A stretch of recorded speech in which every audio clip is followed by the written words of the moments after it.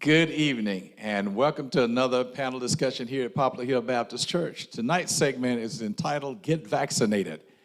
I know some of us are still wondering whether or not it's safe and whether we should take the vaccine or not, but tonight I hope that we can convince you that the vaccine is necessary, number one. Number two, you have a personal responsibility in the community to make sure you get vaccinated so that we will not keep putting people at risk. And number three, the more we're vaccinated, the more we're able to develop the herd immunity that is so very vitally needed for all of us to be safe during this coronavirus period and to defeat this pandemic. One of the things that we would take away from our session tonight is that we start considering the fact that we have to defeat this virus, and we can only do it if we come together to bring about that kind of vaccination that it has no place to go but just to die. So please join me in welcoming our panelists tonight. First, to my extreme right, Dan Branch, who's the Director of Public Safety here in the city of Beaufort. And we just love Dan and love the work he's doing and how he's engaged with the community to make sure that we stay safe and the buildings are safe, the roads are safe. Our Marshal Department is up to snuff doing all of its work. So Dan, welcome tonight. You're new to the panel tonight, and we thank you for being here tonight. In just a few minutes, I'll give you a moment to introduce yourself a little bit better than I have. The next person to my right is Dr.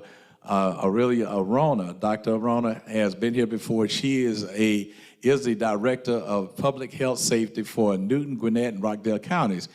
Dr. Rona is no stranger to the pandemic and to the virus, and she is a certified doctor, a board doctor, and has gotten all kinds of experience. But more importantly, her job has been here recently to get us all vaccinated, get us safe, keep us safe during this pandemic, and she's done an excellent job.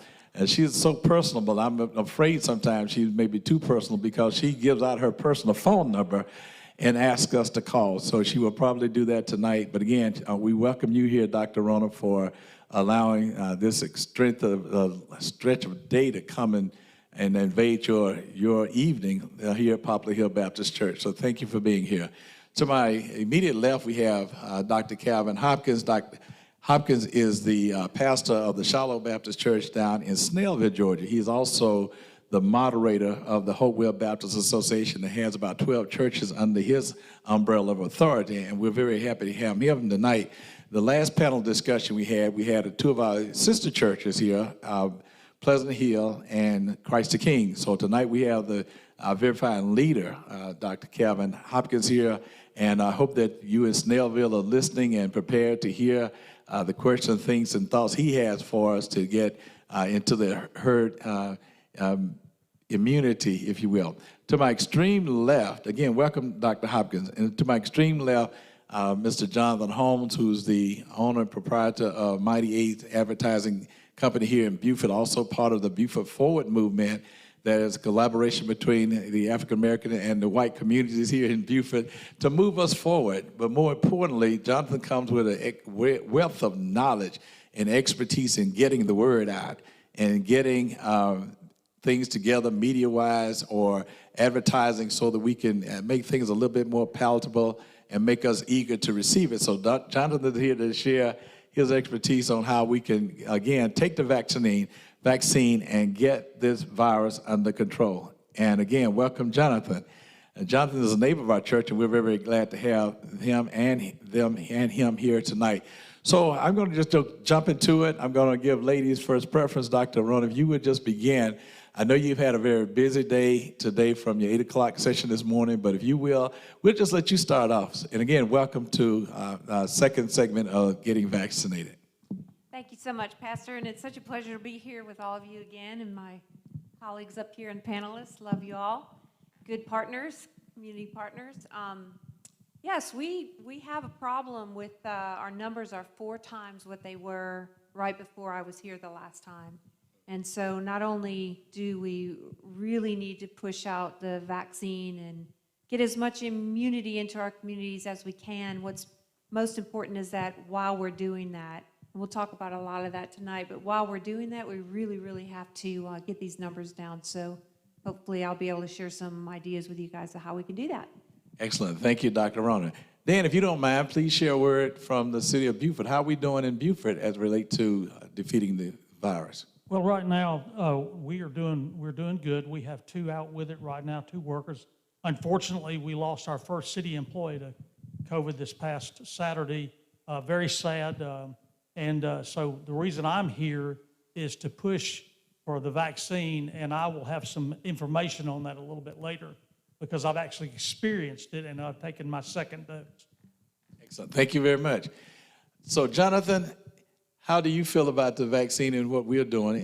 And from an advertising position, can we do anything more? Can we make it more palatable so that people will be willingly rushing to get the vaccine once it becomes available? So as I thought about this, obviously one of the biggest things is the supply of the vaccine that we have.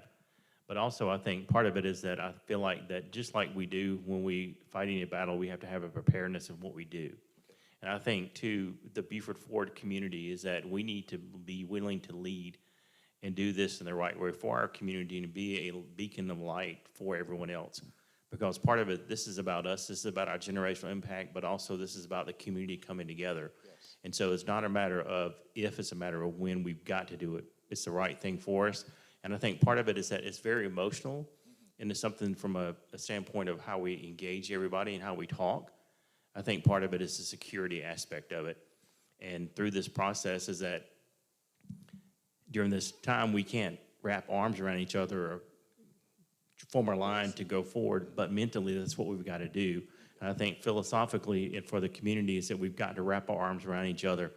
And then in this, we've got to have people in this church and people in our community to step up and say, I'm willing to lead for us. I'm willing to lead for Beaufort, and I'm willing to do this. And through those avenues, we will actually build an army and have a successful operation here in Beaufort, but also in Gwinnett. Very good. Thank you, Jonathan. And Pastor Hopkins, you pastor a prominent Baptist church. I don't know, Shiloh must be in the neighborhood of 130 years old, I guess. And use the microphone. About 169. 169-year-old church. And if you will, and I know you're here to help me out tonight, but would you kind of give us an idea of what your members are going through as it relates to the virus, if you will? Well, right now, we don't have a big number of people that have the virus.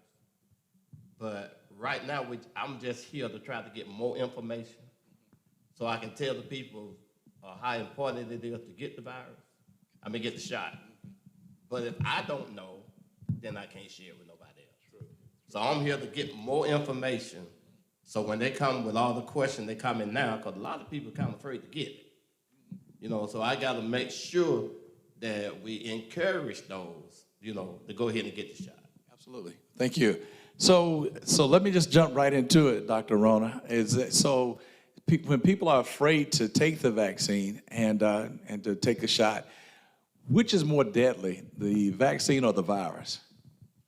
Well, that is easy answer. And obviously the disease itself is much more deadly than the vaccine. You may look at our crude case fatality rate, and for Gwinnett County, it's like 1%. So the question is, if it's got a 99% survival rate, why do I need the vaccine, right? And the reason for that is because COVID not only kills, but COVID harms even young people. Yes. There's some lasting effects, and as we have more time go on and we can actually see the effects of COVID, we know that this virus leaves detrimental effects in your lungs, in your heart, even our brains. And so it's really important that we stop this virus. And the vaccine is the best way to do that. It's just one of those tools in our tool belt, but it's the best way to get immunity into our community. Very good. So, Dan, real quick, you actually have had the shot then, and I guess Dr. Rooney, you have as well. So do you want to describe the shot process, if you will? Sure. I realize that there's a lot of people that are apprehensive in the African-American community as well as Hispanic community, and our elderly population as well. They're apprehensive to take the shot. And I can tell you, as a cautious police officer my whole career, I was too, but I started looking at the research, and we have a kind of a forum every week with Dr. Rona. I started listening to that, and when she took the vaccine, I said, that's what I'm going to do because that's the right thing to do. And so my first experience was at the health department in Norcross. I went down, and it was seamless. When I went in, her staff is absolutely wonderful. They put you at ease. You're not crowded in with a lot of folks. And I went right through, and they explained every step of the way, and that made me feel a lot better. And so when I had the first dose of the vaccine, it was seamless. I didn't even feel it when she gave me the shot. I had no reaction at all, nothing. I went on back to work as if nothing had occurred. I didn't have any issues at all. And then this past Monday, I had the second dose. I was scheduled at the Lawrenceville Health Center with GNR Health, and the same thing. The staff was wonderful. When you get there, they explain everything that's going on. I made some really good friends while I was there, and it was very important. But I want to kind of echo what Pastor Avery and what Dr. Rona has said. It is incumbent upon us to protect those in our community that are vulnerable. And I feel like as a first responder, I needed to take this vaccine so that by taking that vaccine, if I'm handling a call or something inside the city, I'm not putting people at risk because I have the vaccine. And I think that's what I want people to understand. Very good. Thank you. So again, Jonathan, if you don't mind, how do we take that knowledge that we have with Dan and actually share it with people that it's almost harmless, and couple it with what Dr. Rona said, that it's necessary for us to build up so that we don't get illnesses as a result of it, because I'm seeing the illness after the coronavirus as scar tissue. Is that a good way to look at it? That you build up scar tissue because you've had the disease, so it's better to get the vaccine and not get the scar tissue, even if you survive the virus. How would you describe that to somebody who is a novice and someone didn't know how to perceive it? How would you describe it as an advertising or a marketing person, if you will? Well, I think one of the biggest things is that you hear a lot of passion, a lot of emotion. And I really, as I've been thinking about this and praying about this, and I really appreciate for our community you hosting this, because part of it is that it's for others besides ourselves. And it's really, I feel like that the message that we need to continue to promote is that it's not about us. And as we look at this as far as people taking shots, basically, again, trying to line up an army here in Beaufort that are willing to be on the front line to take it, to help people. And through that, we arm people, not literally, I don't mean that figuratively, but arm people where they're actually understanding. We communicate, continue to understand what's going on. In this process is that part of it is that we've got to make it easy. And one of the things I was thinking about particularly is that just as we've gone out in the community for testing, we need to make sure we gather people, that we provide transportation, we continue to be there for people and help them understand and help them soothe their emotions, because this is a fear-based disease. We had it in my office. I had 8 positive cases over the last 3 weeks. So I had to make sure my staff understood the process. They took care of the fear. We encouraged them. Obviously I've got a younger staff, but in this process, I'm going to continue to encourage them to have the vaccine. But part of it is that as a group, as a community, we've got to make sure people have a way to get to where they need to go. So I don't mind us looking at ways to provide transportation, but also in it is that through this process is that we've got to be willing to step up. Dan, I appreciate your leadership with the city. I think that's so critical that we do this, and I feel like that, again, Pastor Head and what y'all have done this is leadership, and it's a call. I mean, this is a war, and I feel like that we need to continue to have soldiers and just basically provide support for that, and then through that process, make sure people feel comfort, because through this, I kept hearing the news, I kept hearing pain, and Dr. Rona, I know you do this, it's that you've got to make sure people feel at ease.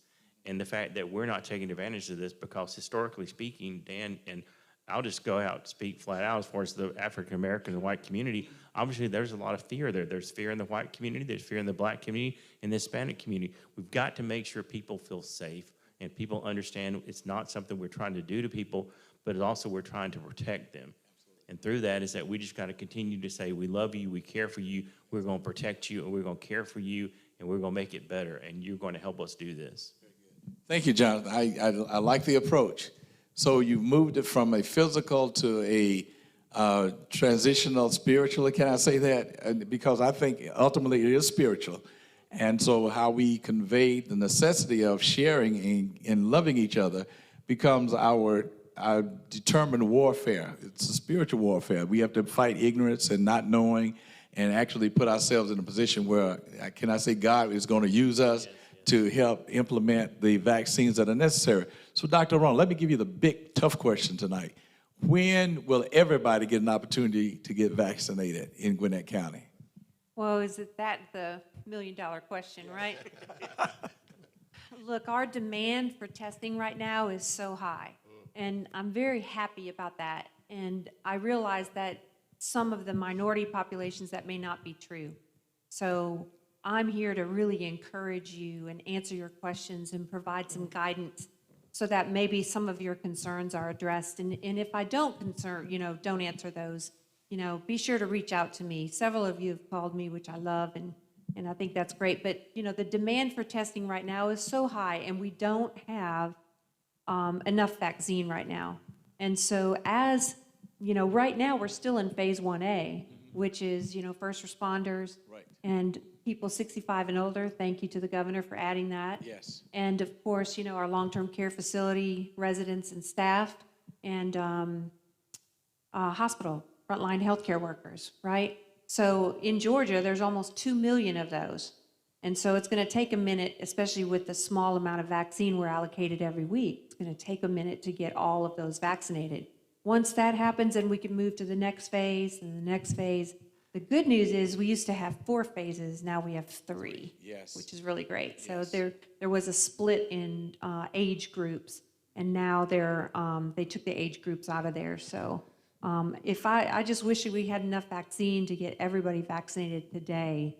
That would, and I think you'll feel more comfortable as more and more people provide their testimonies, like what you're doing, Dan. Yes. And and then you realize that this really isn't a very hard vaccine to take. It's not at all. Okay. If you've ever had a tetanus shot, you ever had the Shingrix shot, those are hard vaccines to take. This one is not. Very good. Thank you, Dr. Rona. Dan, how could we use the National Guard, the Army? I'm sure there are medics and people in the National Guard, the Army, that have the capability of giving shots pretty easily. Do you think we could ever get to the place where we could ask the governor, once we have the vaccine in hand, so that we don't have people standing in line and waiting so long? But I think sometimes people are afraid of waiting too long in the line for fear that they may get or contact the virus. So do you think there's a possibility we could ever get to the place where we could ask Dr. Rona to talk to the governor or the other healthcare professionals and get more people involved in giving the shots? Well, actually, I'm going to defer that to Dr. Rona because Okay. we've actually worked with the Guard in the testing process already, and she knows the ins and outs of that and why we can or could not. So, Okay, thank you. Well, we certainly can use the National Guard, but the process to get vaccinated is different than any other vaccine because we have to social distance. We have to watch people for 15 to 30 minutes after they receive the vaccine. We have to do it safely by social distancing and all that with COVID. And so, I pride myself on my team because we made it such that, you're not waiting in those long lines and realizing that that's terrifying for some people to wait in that line and somehow be exposed. So, and as we get more vaccine, we're actually soon to open up a newer, larger facility where we'll be able to do hopefully 3,000 a day. Excellent. Right? And so, but again, with the same process, a lot of it is just staffing models and different things, but I think we've got a really good plan in place.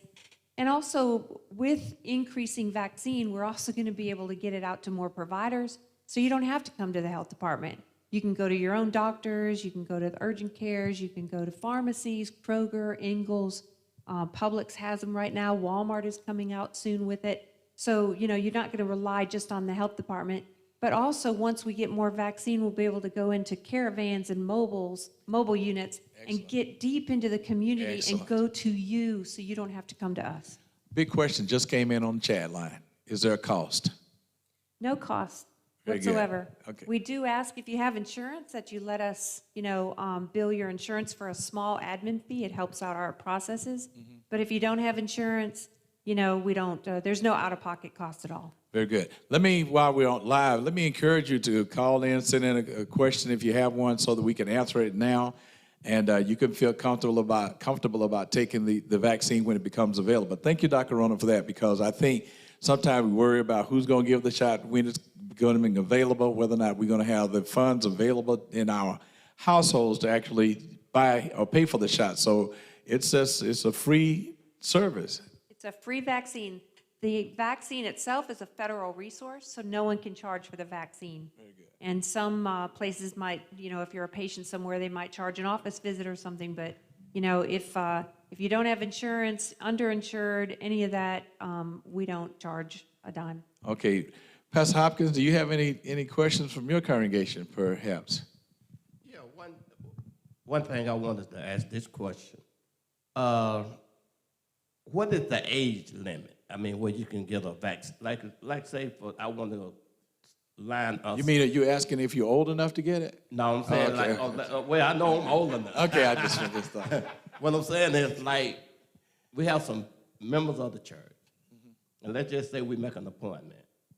Could I take my van and put them in the van and drive them and get the shot?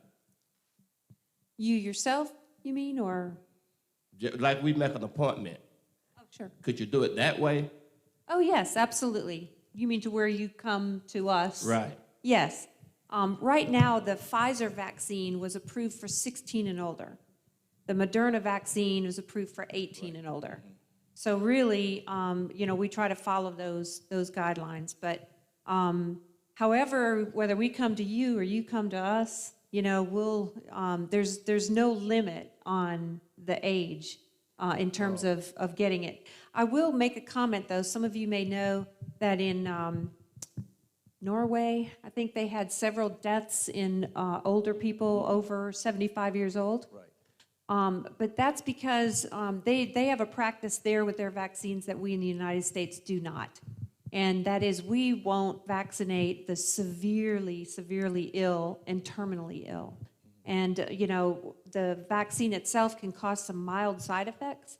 And in somebody who's terminally ill or very fragile, severely ill, even mild side effects can kind of put them over. Sure. So we're a little bit different in this country. Mm-hmm. Very good. Go ahead. I'm sorry. So you don't have no age limit? No age limit. Absolutely. Oh, okay. Well, I thought you had to be 60 and 69. Oh, I'm sorry. You mean for our current phase we're in? Right, Yes, sir. right. Yes. So our phase is 65 and older 65 right now. and older. Mm-hmm. Okay, Absolutely. okay. Do you want to explain the tiers again? We're at stage 3 or the third stage now, so we can get, there are 3 groups that can get vaccinated now. So. Right. So phase 1 is split up into phase 1A, B, and C. Right. And then there's phase 2, then there's phase 3. And so the first phase is, like I said earlier, healthcare workers, first responders, 65 and older, long-term care. Phase 1B is going to be critical infrastructure. So grocery stores, food production, transportation, postal workers, court systems. And again, the categories that are set within that are going to come from Homeland Security and then also from the CDC and probably the governor's office. Okay? Teachers, educators are supposed to be included in 1B. Excellent. Right. Then 1C gets into 64 and under, a population with underlying medical conditions. Phase 2 then will be our shelters and homeless places and groups like jails and detention centers. And then group 3 is the general population. Okay, very good. Dr. Rona, another question came in. Where can I read more information about the side effects? Now, I know that we're just starting the vaccines. We're just starting to roll out the vaccinations, but do we have enough data yet to actually see what the long-range side effects are going to be versus the immediate side effects. So do you want to speak to that? Sure, absolutely. Well, we've had in the health department, we've had this vaccine since December 16, right? But, and so many million and lots of millions of people in the United States have received the vaccine since then. But don't forget that thousands of people, 43,000, 30,000 people were enrolled in the phase 3 trials for these vaccines. So we already have an idea of the side effect panel, and I can tell you that the side effects are extremely mild. I think we were expecting something maybe a little bit differently, but so far the side effects have been so incredibly mild, and a little local pain, tenderness sometimes, and the actual real concern that people hear about is the anaphylaxis responses for people that have this, and in 1 million vaccines given, they'll have 11 of those. So it's extremely low and lower than even some other vaccines, of course. But those are usually in patients who have a history of anaphylaxis to IV medications like penicillin or other vaccines. And so we tend to avoid vaccinating them. Is there anything on your website that they can read about the side effects? Yes, absolutely. Our website, which is gnrhealth.com, there are links to the State Department of Public Health website, and there are links there to the CDC website also. I think if you were looking for information on the vaccines, you could spend all day reading all the information that's available on it. Very good, thank you. Is it possible to think that the vaccine is going to make you immune to the disease from forever, or do you have to take it again? Well, that's a great question, one we don't know right now. Okay. We really don't know. We've followed out 120 days from the phase 3 groups, and the antibodies look really great. Very good. So that's the one thing, and there's also some other reactions on our body that might imply that our immune cells, our immunity cells like T cells, B cells, those type of things have longer term memory. So we're hoping that this is going to be a longer term vaccine.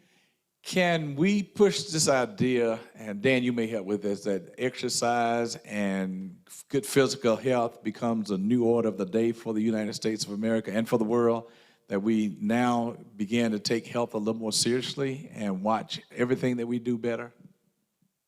Absolutely. One of the things that I've learned from Dr. Rona is that active people, regardless of your age, seem to do well if they contract the COVID, and that says a lot. And so my wife now has me walking with her, and so she's got me on this thing because she's one of the people at risk. Okay. And so she's been a health nut her whole life, and so now she's decided that it's going to be me too. So that's another story. But anyway, but I think that's going to be the new day right now. Yes, absolutely. One other reason why you should really consider the vaccine is if after you receive the vaccine you do in fact acquire COVID, because no vaccine is 100% effective, right? So even 5 to 10% of people who get COVID after getting the vaccine, it's been shown that your severity of disease is hugely different, much smaller. And so that's another reason to really get that, because this vaccine will, if you do acquire COVID, you won't have as bad of symptoms and a lot less risk of dying. And again, the scar tissue is less severe as well. That's right. And, COVID destroys cells. Yes. A good analogy is that, how you feel stuffy, symptoms of COVID where you have a stuffy nose, right? A normal cold causes inflammation in the cells of your nose, which cause you to be congested, right? Yes. COVID doesn't work that way. COVID damages the cells, which is why your smell and your taste goes away, not from swelling, but from actual damage to the cells. And it takes a while to regenerate that. And so it's, again, just an example of how this virus is a different virus. It's not like any other coronavirus we've ever had. It's very evil. Next question that came in, what impact does the vaccine have on the new strains, and are they more contagious? Great question. And here in Georgia, we're one of 10 states in the United States that has this new variant called B117. And we find the variants by sequencing them, and it takes about a week to sequence a virus. And so the CDC has a team of people, including academic institutions and labs and other stuff across the country, where they're randomly sequencing 100 of these at a time, and more so. And so they're trying to find the variants. The good news is that the B117, which is really prominent here, is more contagious, which is not great. It's more transmissible, but it's not as deadly. It means it's not more deadly. And then the other thing is that there's no evidence to say that the vaccine won't cover that. So it hasn't been tested yet, not thoroughly. Well, tested, yes, because, we assume that that variant's been here longer than we think it has. Oh, really? Right? So, and there are other variants too. California has a pretty bad variant out there. I wouldn't travel to California right now. In 1 month, sorry about that. That's okay. But in 1 month, they went from 2 million cases to 3 million cases, from this increase in more infectious variant, so. Can you tell us how the virus mutates? Well, like any virus, any bacteria, think of the flu, right, every year.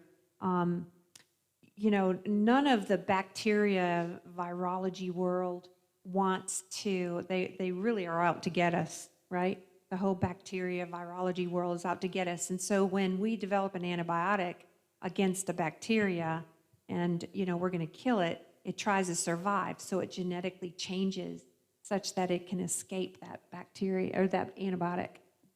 Sounds like a science fiction alien movie that we're under, Jonathan. How do we again address that from a holistic standpoint where we help people understand that this thing, it shifts and changes patterns when we start to combat it? Do you have any insight on that?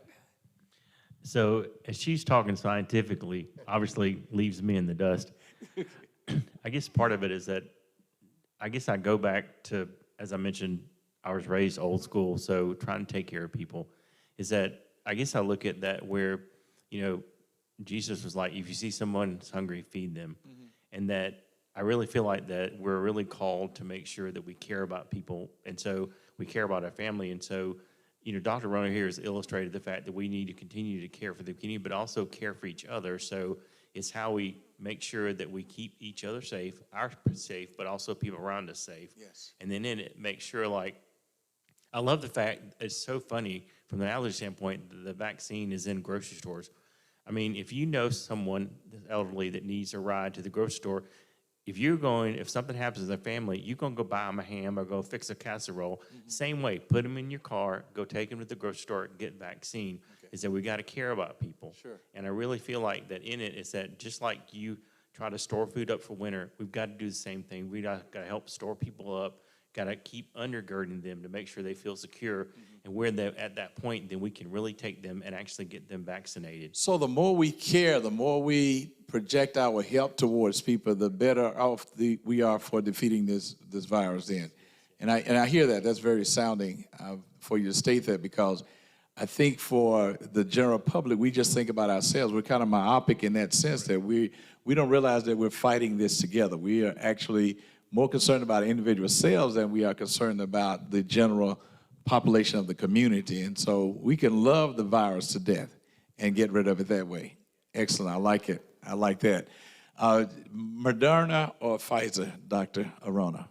Well, they're both mRNA vaccines. They're both very, very similar, have the same side effect panel. One is 21 days apart, so technically you could, reach full immunity quicker if you get the Pfizer. However, Moderna is just as good. And to tell you the truth, the way you don't really get a choice these days, because the way that the vaccine is being rolled out, we don't always have a choice for people. So whatever we have at the time is what we give. So I understand Johnson & Johnson's coming out with one beginning of February, I believe. Are we going to be ready for that one when it comes out? Well, Johnson & Johnson has some advantages. First of all, it'll be a single dose instead of 2, which is a game changer for logistics. Excellent. And just the operational part of getting this vaccine to folks. It also doesn't have the cold storage requirements, right? And, you know, to give you an example, Pfizer, when you take it out of the freezer and you put it in the refrigerator, you have to use it within 5 days. Moderna, if you take it out of the freezer and you put it in the refrigerator, you have to use it within 30 days. And I've been told that Johnson & Johnson's one will stay in the refrigerator for 2 years. So that's a big game changer there, and we don't have to worry so much about that, number one. The other thing is that it's not FDA approved yet. It's, they've actually finished their phase 3 trials, and they're, should have that to the review committee, hopefully by next week is what they're talking about. Will it be risky to take Johnson & Johnson now if it hasn't been approved, or it won't be available until it gets approved? No, it won't be available until the FDA gives them the emergency use authorization. So the way it happens, once they finish the phase 3, then they submit that data for review. They file the application for the emergency use authorization, and then the FDA approves that, and CDC meets, the ACIP committee meets, and then puts out specifics about it and that type of thing. So I think we're a little ways away before we actually get the Johnson & Johnson vaccine. Okay. But you need to know that the Johnson & Johnson is a different type of vaccine than what we have currently with Pfizer and Moderna. Those are, what we have now are mRNA vaccines. The Johnson & Johnson is based on an adenovirus vector. So it's very similar to some of the other vaccines that we have. So I guess you listening at home understood all of that. I certainly did myself. So thank you, Dr. Rohn. And I'm assuming that it's been tested, lab tested, and we pretty much know how it's going to affect the individuals that receive the Johnson & Johnson as well. Right, and again, I think that they included children in their I think so. in their phase 3 trials, so that's going to be good. The one thing that I really like about all the vaccine phase 3 trials is that they really tried to make sure that they had a diverse sample, you know, of people. So I know Moderna had 30% minority groups, and it's really important, to represent the entire community that way, so that we can really have more confidence. Dr. Arona, I'm glad you're here, but Dan, I got one big question. Do we have a Buford Dr. Arona? No. No. Do we have a public health department directly here in Buford? We do. It's on Sawney Avenue. Okay. Directly across from the Buford Middle School Stadium. Very good. Thank you. Yes. Thank you. Just wanted us to know that we do have the potential for having a Dr. Arona here in Buford. Thank you. Well, and let me She tell you that. represents Buford. Yeah, I mean. I know. I'm Gwinnett, actually Newton, over Rockdale. Gwinnett. Yes, she is the queen of.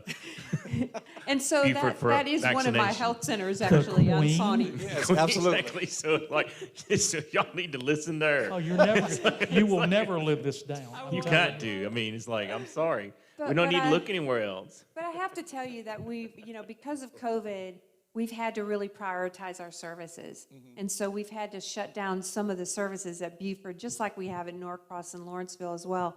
But we've always maintained our WIC services, our Women, Infants, and Children service, because that's a very important nutritional program we can't do without. Right. Sheila wants to know, how safe is the vaccine for someone with a history of allergic reaction and several environmental and food allergies? How safe is the vaccine? Well, what kind of reaction to medicines? Because if it's simply just a rash or that type of thing, not a problem. You can take this vaccine, and with that history, we would probably watch you for 30 minutes instead of 15. We're just a little bit more cautious, but if you had an anaphylaxis response, and that's when you have a vaccine or a medication or something, and your throat starts to close and you need the EpiPen. So we have a lot of patients who carry EpiPens for one reason or another. Yes. But I can tell you, if you're allergic to iodine, with what they put into your veins for some types of diagnostic studies, Yes. that is not a contraindication to the vaccine. Okay. All right, very good. Dan, you want to add anything? No, before we go, I'd like to speak to our elderly population. Sure, let's go right ahead. Okay, what I want to say is one of the things that I've noticed, and I'm just gonna really quickly run through my experience. And when I got online, it was easy to make the appointment. You find the time. When you arrive at the location, they give you a time and they tell you that you need to be there about 20 minutes early. When I got out, I came up. They have a person outside that will direct you. I'm telling you that we didn't sit down at all. We were going from station to station to station. Good. And everybody explained every step of the way. But more importantly, I want to talk to those people in the audience who have elderly parents and elderly grandparents. You are allowed to bring them and walk through with them. Excellent. I saw that several times in both the Norcross and the Lawrenceville location, and because they may be apprehensive. And I saw a lot of elderly people and their adult daughter or son was walking them through there. That's perfectly okay. And the experience was when I was done, they took us into this big room and they set an alarm for you, and you sat there, and when the alarm went off, but they kept checking you. There were two people in the room. They come out and say, "How are you feeling?" And to make sure you were okay before you left the facility.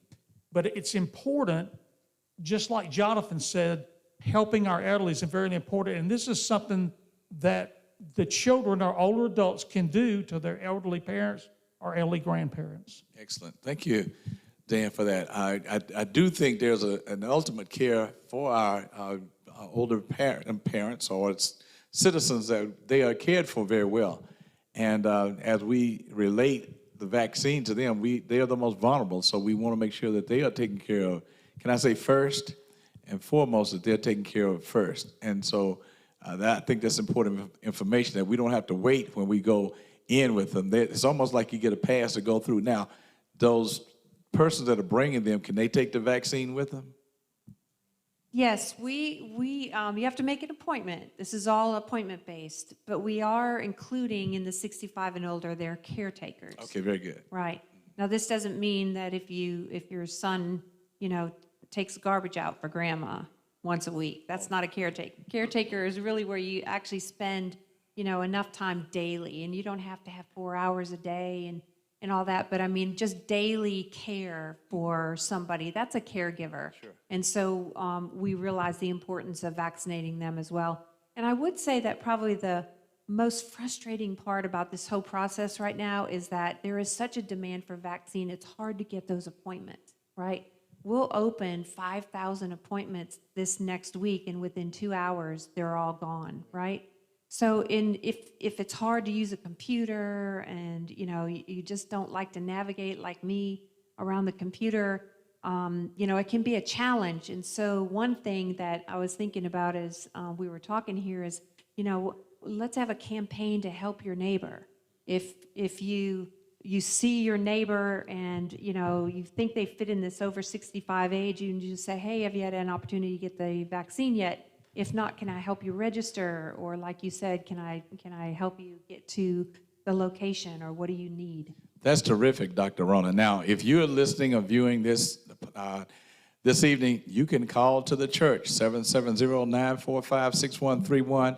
We'll arrange for you to be taken at the first available time to get your vaccination. If you are listening, if you're viewing this tonight, we want you to make sure to note, that we will provide for you services to get to the vaccination place. Dr. Rona, I heard that some of my members actually went to Albany. They made appointments to Albany to get their vaccination this past week. I guess my first question is, how good or bad is that to have to go all the way to Albany, make an appointment and go to Albany? And then the second thing I heard is that so I live out near Alabama. So I heard people are kind of coming across the line and getting their vaccinations in Georgia because of the backlog in Alabama. Can you speak to that at all? Yes, absolutely. First of all, we don't intentionally vaccinate people outside of the state of Georgia. Okay.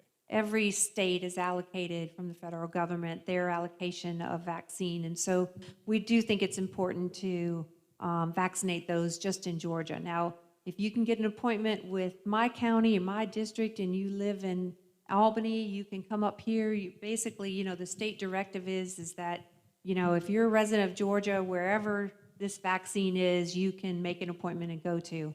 I don't think it's important that you go to Albany. I think that if you just hang tight and have some patience, we'll get you vaccinated in Gwinnett County.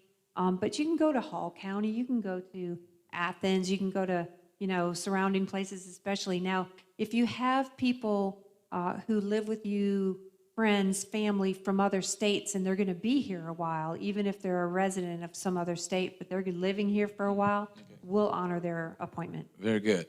There are some some areas, cities that I understand that have surplus vaccines. Is that still available, or do you know of any?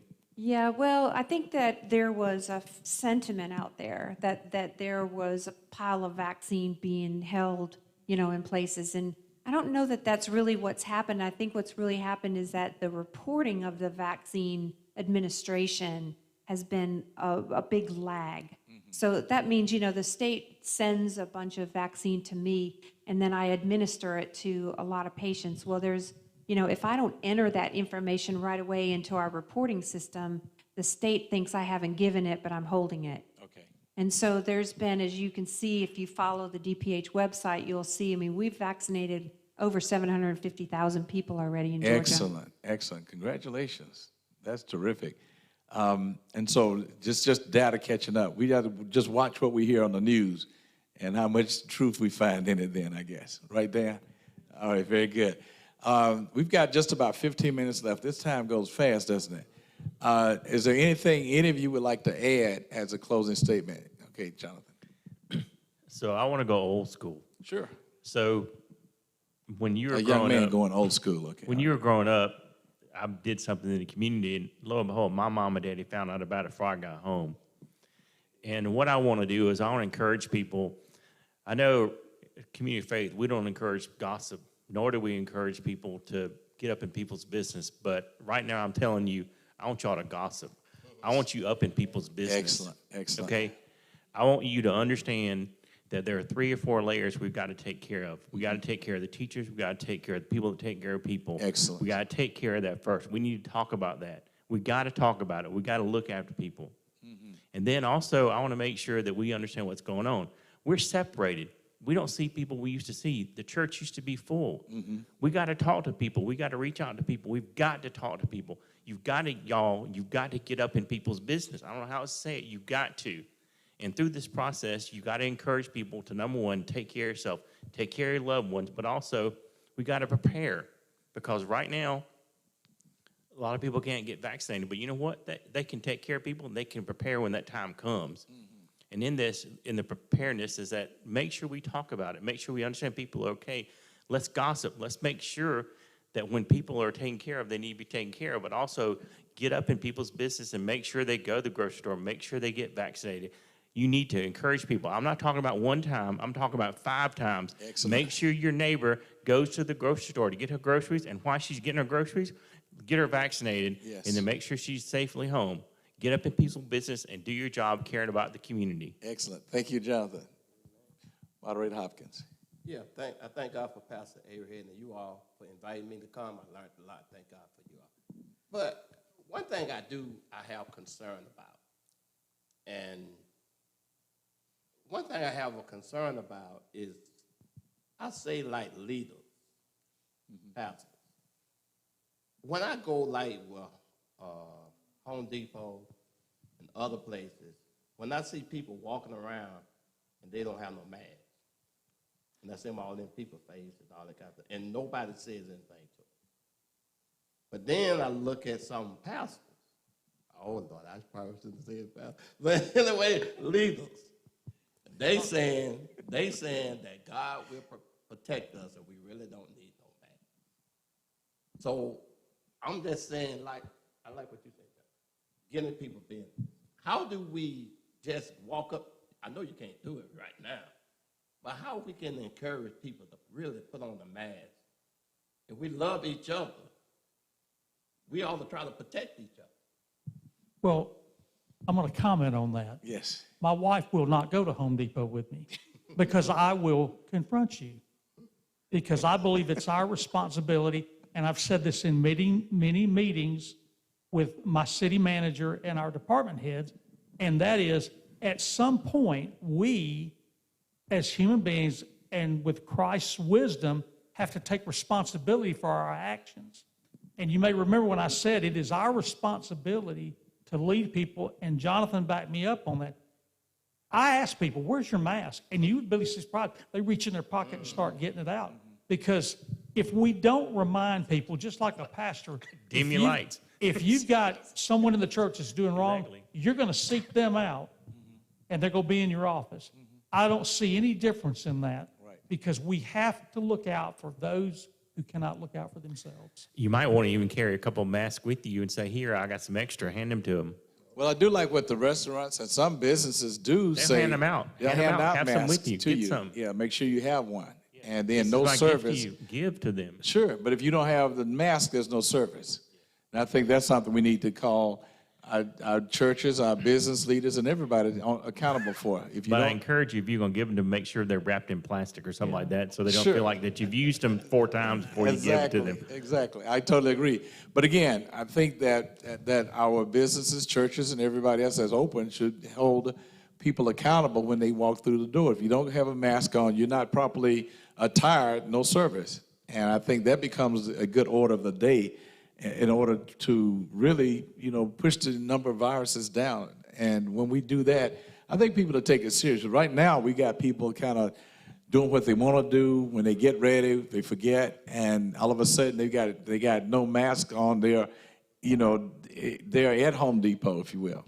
But see, that's the difference, is that's the biggest thing, is that this has all been about self-centeredness as far Sure, as us sure. hunkering down. And what I'm saying is that we need to, and this is as a community faith, the community of faith. Let me try to say that better. Yeah, okay.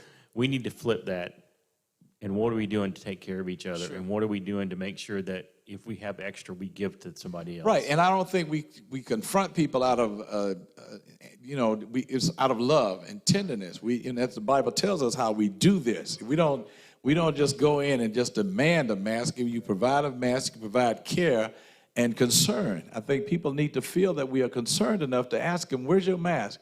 You may infect somebody else. You may not know you have it. You may not be aware that you have it. But if you come in without a mask on, chances are you might infect somebody else, just as a carrier. So Yeah, and I would add to that, the best thing that we can do is model that behavior, Absolutely. right? And do you remember how, smoking, nowadays, if you're smoking, people look at you like you're really out of your, Yes. out of your mind. What are you doing? And, but that didn't used to be the case, right? And so, that we can set that kind of environment too, and just, to attack somebody or to call somebody out like that. I mean, everything can be done in love. And when you do it in love, then they feel cared for and loved. And I'm sure you do it that way. we're going to get Jonathan to give us some examples on how to love people, right? That was a good observation, Pastor Calvin. Yes. Glad you brought that up. That's very good. Thank you. Is there anything else? Well, see, the problem that I have is when you talk to them about it, the managers tell them not to say anything to them. I guess because of the business, they don't want to lose their revenue. So the manager, the company, the owners of the company, telling them not to say anything to the people, just let them walk around like that. It's a dangerous business, I would suggest. It's just, and that it may not be for all businesses, but my suggestion would be that you encourage people to wear a mask when they come into any business, So thank you for that. That was a great question. Great point of discussion. I'm going to say we've got another couple of minutes, and so is there anything you want to add, Dan, before we go? I'm good. Thank you for having me. No, thank you for being our public safety director here in Beaufort. You do an awesome job. You look after all of us, and we do appreciate it. We appreciate the endless hours that you spend awake answering phone calls about the deers that made the alarm go off. So we appreciate you so much. She's out longer than me, actually. Dr. Rona, would you like to add anything before we close? Yes, I would. And again, Dan's been such an incredible community partner for public health, and all of you have, and we're just grateful to all be together.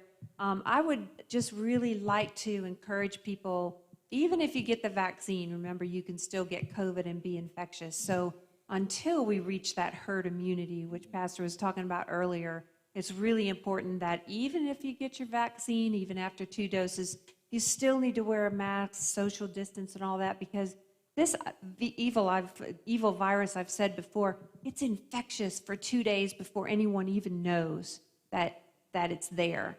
And that's how this works. This is how this spreads, because for 2 days prior, no symptoms, no warnings. Now you've spread this to how many people? So if we would just treat each other as if he's positive, you know how you feel in the market when somebody sneezes and everybody Sure. just like, scatters? On the airplane? Right, yeah, exactly. But, that's a mentality we just need, and if we can just all do that for 6 more months and be with each other, like you're saying, Jonathan, but do it safely. Okay. Jonathan, closing remarks. What's the golden rule? Do unto others as you would have others to do unto you. Love the Lord thy God with all your heart and all That's your mind, exactly all what your I'm soul, saying. and your neighbor as yourself. Amen, amen. Let's pass the collection plate. Amen. Brother Moderator. Like I said, thank God again for you all. Thank God for you inviting me. I learned a lot. So now when somebody come and ask me a question, I can have I'm sorry. When somebody come and ask me a question, I can have, I'm used to my mic being on me. But anyway, Yes. so if anybody asks me a question, I have the answer. But one question I do have, somebody asked me this question. Johnson & Johnson. Is that the same one that made the powder? And you looking at that on commercial? Yeah. So now how you gonna get people to? Anyway. What is it? What is it? No, Oh, the it's just, It's like going, what?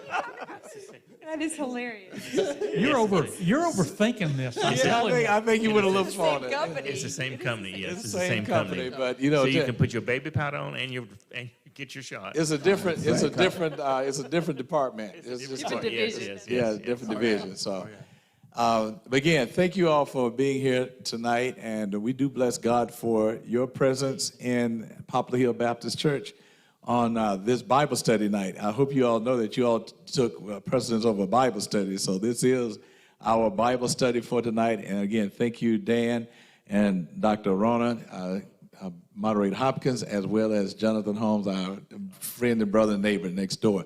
Might I give my cell phone number out there? Yes, please, your phone number. Yes, so my cell phone number is 678-794-4189. And you can text me, call me anytime. If I don't answer, just leave me a message or text me is best, actually, and I'll get back to you. And Dan's number is 770-945. Listen, my direct line is 678-889-4637. Public Safety Director, Beaufort, Georgia. But I think everybody has it. They probably have it. It's right.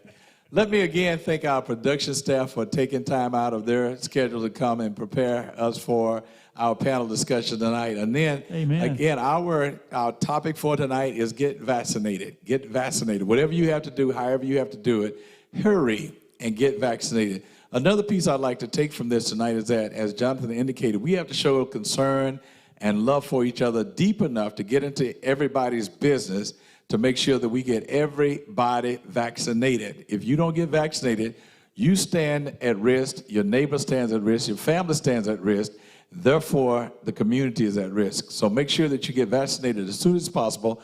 Watch the news, call Dr. Arona at her office, Dan at his office, and you get an opportunity to find out where the next vaccines are. Listen, my goddaughter told me one morning as I was preparing my sermon, she was watching me eating breakfast, and she looked at my wife at the time. She said, and she said that at her early age, she said, "You're so lucky." She said, "Why are you so lucky?" She said, "Because you know the scripture before he preaches it." And so she thought that was a wonderful thing as a little bitty girl. So I'm telling you, call Dr. Rona, call Poplar Hill, go to the website, call Dan. You'll find out where the vaccines are being offered free of charge so that you can be vaccinated. We can put this virus behind us. I'm encouraged by what Dr. Rona said. In about 6 months, we can have this done if we all put together, show love for one another in the community by trusting God and believing in his presence. God bless you again for viewing this segment of our Bible study. Again, we are Poplar Hill Baptist Church, a Christ-centered church where love is the greatest. We value you. We love you. God bless you and God keep you as our desire.